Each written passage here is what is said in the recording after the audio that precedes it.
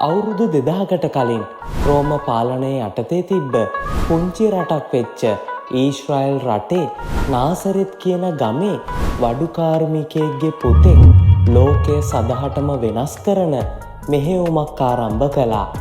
ඒ ප්‍රේමය පරිත්‍යාගය වගේම ගැලවීම කියන පණිවිඩය ගෙනියන්නයි. ඉතින් නාසරෙත්හි යේසුස් වහන්සේ සාමාන්‍ය මිනිස්සු 12 දෙනෙක් ඒ සඳහා තෝරා ගන්නවා. ඒ අය රජවරුවත් පූජකවරුවත් නෙවේ. එයාලා දීවරයෝ බදු එකතු කරන්න වගේම අඩුපාඩු දුර්වලතා තිබ්බ මිනිස්සුයි. කොහොම වුණත් ඒ අය වෙනස් වෙන්න සූදානමක් තිබ්බ හදවතකින් සිටියා.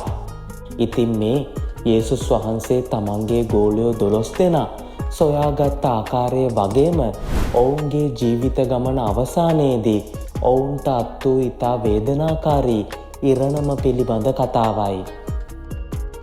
ඉතින් මේ වීඩියෝ එකට අදාළ සම්පූර්ණ වීඩියෝව ඔයාලට අපේ නොදත් විශ්වය YouTube නාලිකාව හරහා දැක ගන්න පුළුවන්.